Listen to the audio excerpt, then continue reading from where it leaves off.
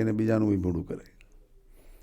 એટલે સ્વામી કહે છે કે જેમ કોઈ સ્ત્રી હોય એ નાનું બાળક હોય ત્યારે એના મા બાપને ત્યાં હોય, પણ જ્યારે એના સાસરે જાય તો ત્યાં એનું રૂપ ઉઘાડું કરવા જાય. એમ સ્વામી કહે છે કે અહીં આગળથી જે અવિદ્યા બહાર જાય છે એ એના જ પગમાં જ કુહાડી મારે છે. એ પોતે જ દુઃખી થશે. બહાર જઈને આડી અવળી વાતો કરશે તો એને પોતાને જ તકલીફો આવશે ને દુઃખ આવશે. પણ સાથે સ્વામી કહે છે કે જેમ એને એનું રૂપ ઉઘાડું કરવું છે એમ અમારે અમારું સ્વરૂપ પણ ઉઘાડું કરવું છે. એક જગ્યાએ રૂપની વાત છે અને બીજી જગ્યાએ સ્વરૂપની વાત છે. સ્વામી કહે છે કે અમે અમારું સ્વરૂપ બી અક્ષરરૂપ છીએ, બ્રહ્મરૂપ કરવા આવ્યા છીએ. એ અમે અમારું ઉઘાડું કરવા આવ્યા છીએ. અને આખો પ્રદેશ જ માયાનો છે. જ્યાં હોય ત્યાં બધે માયાનો જ આવિર્ભાવ છે. એટલે સ્વામી કહે છે કે ખરેખર તો અમારું પિયર છે અક્ષરધામ છે અને અમે અહીંયા સાસરામાં આવીને અમારું રૂપ સ્વરૂપ ઉઘાડું કરવા આવ્યા છીએ. જુનાગઢ છે અમારું સાસરું છે, અક્ષરધામ છે અમારું પિયર છે. એમ માયાને અહીંયા આગળ એનું પિયર છે અને બહારનો પ્રદેશ છે એનું સાસરું છે. સ્વામી કહે છે આ બે લડાઈ ચાલવાની જ છે, અવિદ્યાની લડાઈ અને આવી સર્વોપરી જ્ઞાનની લડાઈ, ગુણાતીત જ્ઞાનની લડાઈ. જીત કોની થવાની છે? Who is going to be the winning party between the two, Avidya and Gunatitanand Swami? Gunatitanand Swami.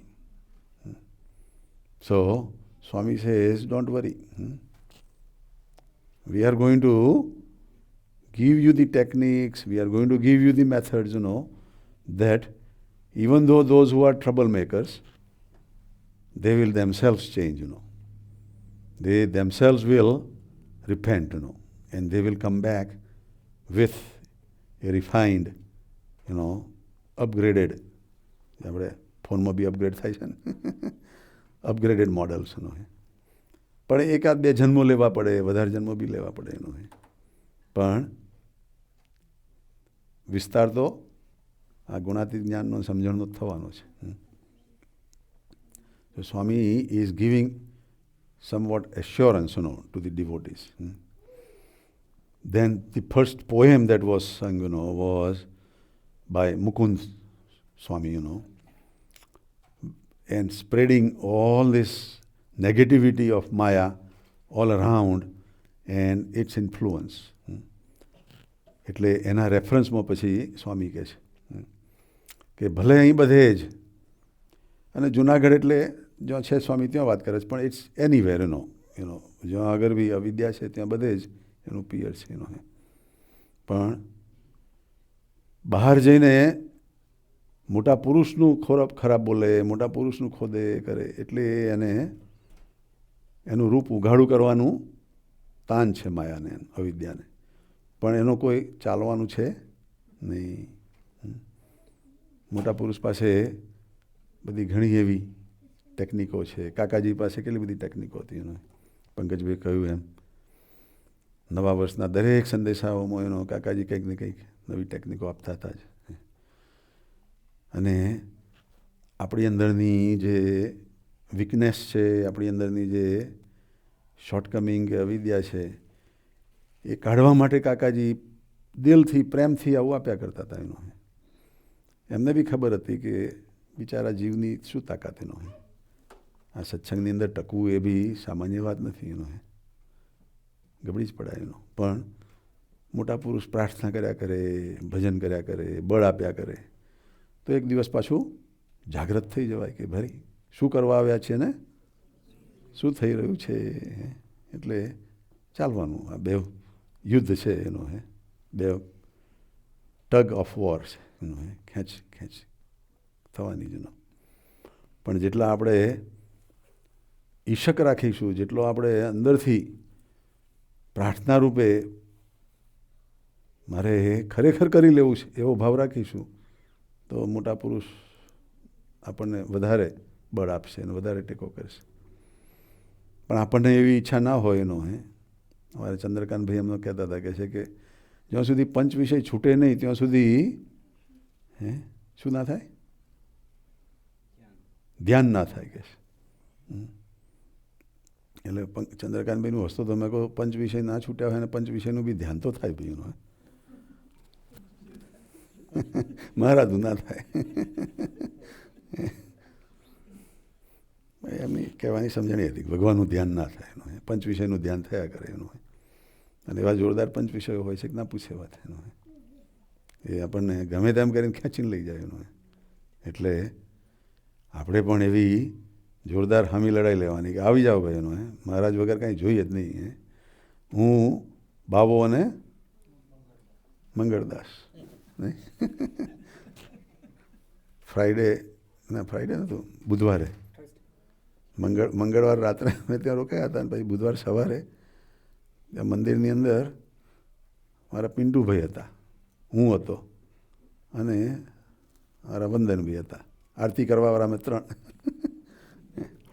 એટલે હું પિન્ટુને હસતો તો મેં કહું, પિન્ટુ તારે કહેવાનું કે હું, પછી આ બાવો અને મારો ભાઈ મંગળદાસ.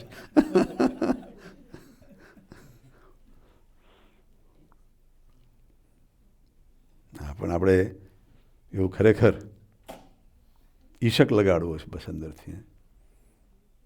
હરિપ્રસાદ સ્વામી જ્યારે શરૂઆતમાં આવેલા ત્યારે એક રાણા સાહેબ કરીને ન્યૂ જર્સીમાં હરિભક્ત હતા, નવા.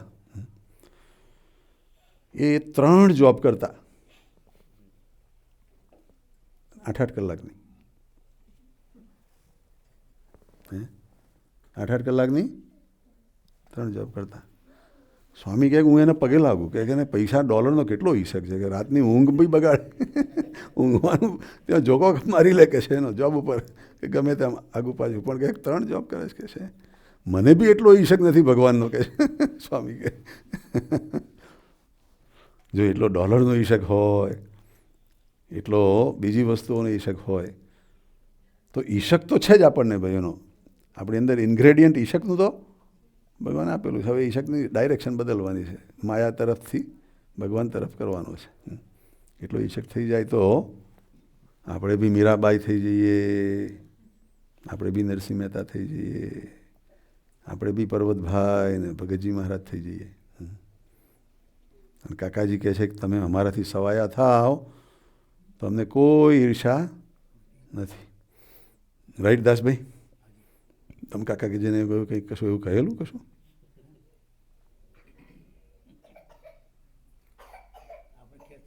હે?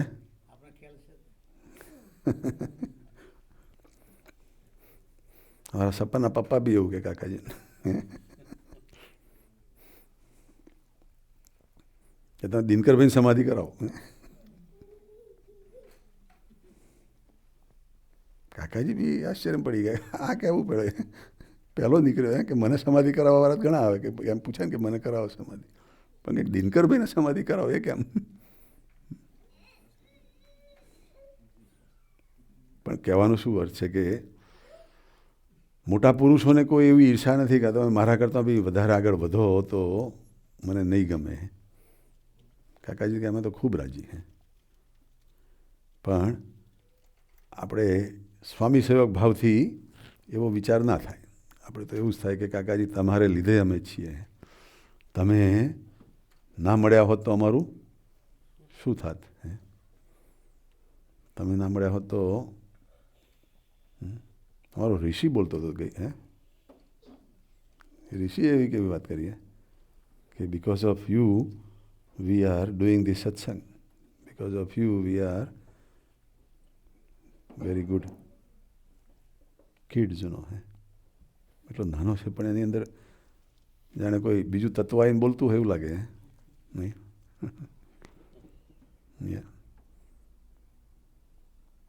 કાલે એને પૂછ્યું હતું મેં, સુરેન્દ્રભાઈ, મેં કહું તને આ વર્ણની બહુ ગમે છે તને વર્ણી વગર ચાલતું નથી તો એને ત્યાં જા એરિઝોના એની સાથે. તો કે ના મારે નથી જવું કે તમે કહો તને અહીં કોણ ગમે અમેરિકા? તો કે દાદા.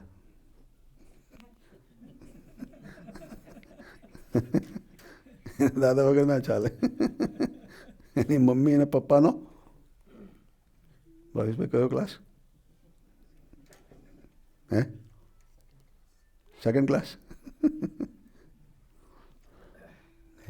દાદા પ્રેમ આપે છે એવું ભાઈનો. હે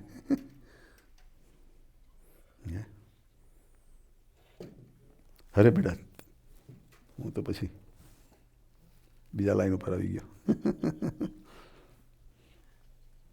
From Avidya, I remember an example that Kakaji used to give in Parampara, that there was this person, it was an example in London, as Kakaji was saying, there was this person